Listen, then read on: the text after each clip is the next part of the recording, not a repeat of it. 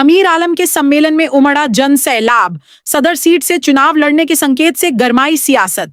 मुजफ्फरनगर में आजाद समाज पार्टी के बैनर तले आयोजित कार्यकर्ता सम्मेलन ने जिले की राजनीति में हलचल तेज कर दी है। पूर्व सांसद अमीर आलम खान के इस कार्यक्रम में भारी भीड़ उमड़ी और उनके चुनावी संकेत ने चर्चाओं को और हवा दे दी।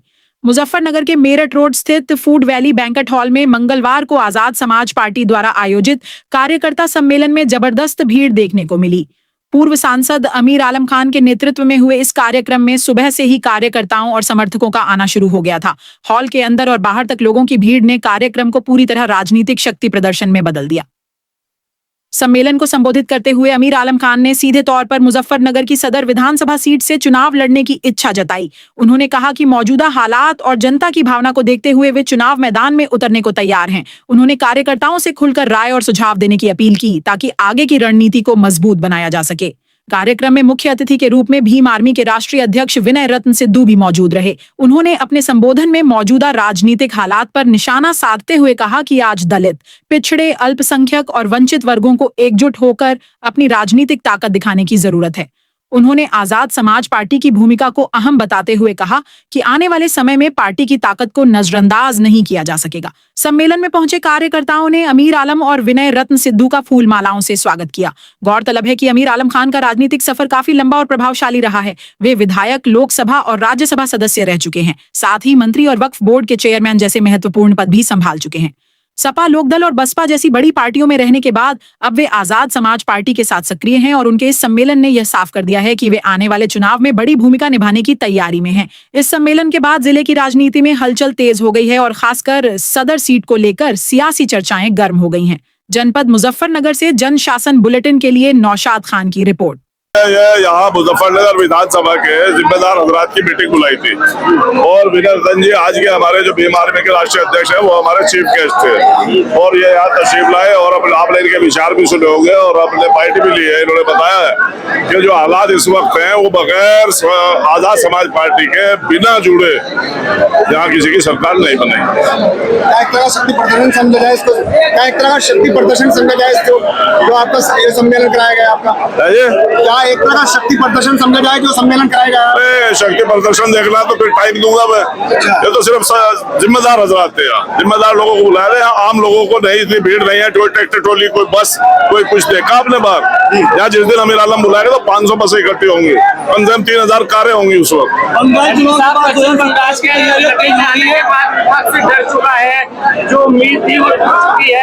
देखिए आप भी अच्छे तरीके से जानते हैं और मैं भी अच्छे तरीके से जानता हूँ जिस तरीके से खेला वहाँ खेला गया है। जबरदस्ती वहाँ वोट 2,40,000 जवान वहाँ कभी पहुंचाया इलेक्शन में? पैरामिलिट्री फोर्स 2,40,000 और वहाँ लोगों को बेवजह लाठी मारना, डंडे मारना, तो बहरहाल इस तरीके से चुनाव दौड़ाते संवैधानिक तरीका थोड़ा ही है। परिणाम तो बंगाल का है लेकिन हताशा और निराशा पश्चिमी उत्तर प्रदेश के मुजफ्फरनगर में देखने को हम कोई निराश नहीं, हम तो और मजबूत होंगे जब कोई चीज सामने हमें दिखती है कि कोई परेशानी सामने खड़ी हुई है और उसका इलाज करने की सोचेंगे और मजबूत होंगे। आजाद समाज पार्टी कितनी सीटों पर यहाँ से चुनाव लड़ेगी? आजाद समाज पार्टी तो ये तो अभी बहरहाल हमारे राष्ट्रीय अध्यक्ष तय करेंगे और हमारे पश्चिम की जिम्मेदारी आपको पश्चिम में जितने भी अगर हम तनहा रहे तो सारी सीटें लड़ेंगे। अखिलेश यादव और अगर किसी से हमारा गठबंधन हुआ, बहरहाल गठबंधन बगैर तो आज बीजेपी भी नहीं है ना राष्ट्र में ना प्रदेश में। अगर हमारा गठबंधन हुआ तो यकीनन हम गठबंधन के हिसाब से लड़ेंगे। पार्टी से गठबंधन की आपकी वार्ता समाजवादी पार्टी से आप गठबंधन की अभी कोई किसी तरह से कोई वार्ता नहीं पड़ी। अभी तो हम अपने आप को मजबूत करने में लगे हैं और मजबूत होते जा रहे हैं। जी के नेतृत्व में जनसभा हुई है और आपने यहाँ देखा होगा सभी समाज के वर्ग के लोग यहाँ पर इकट्ठा हैं। सही मायने में ये अन्याय अत्याचार के खिलाफ एक बड़ी आगाज जो है अमीर आलम जी ने फूका है यहाँ पर और हर उस विरोधी को जवाब देने का काम किया जा रहा है जो विरोधी आज तानाशाह बन बैठा है। देखिए मैं जब पिछली बार आया था तो मुझे बताया कि 90% चुनाव के रिजल्ट आ रहे हैं, 90% वोटिंग हुआ है, तो मैंने तभी कह दिया था वोटिंग अगर 90% हुआ है तो जाहिर सी बात है बीजेपी ने अपनी पूरी गड़बड़ी की है। ईवीएम मशीनों से लेकर सब में छेड़छाड़ की गई है।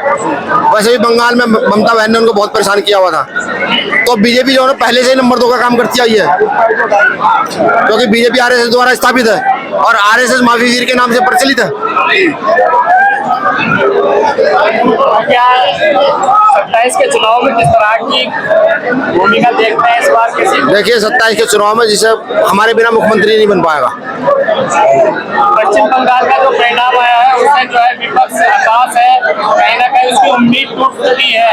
यूपी में किस तरह देखते हैं? नहीं जी, जो विपक्ष हताश ना हो, अगर भाई चंद्रशेखर आजाद जी के साथ खड़ा हो जाए, हताशा दूर हो जाएगी। राहुल गांधी जी कह रहे हैं कि 100 सीटों पे खेला हुआ है।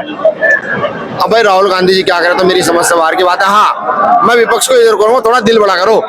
जो लड़ने वाले लोग हैं उनको सोचो कि वो लड़ रहे हैं तो खड़े कैसे होंगे।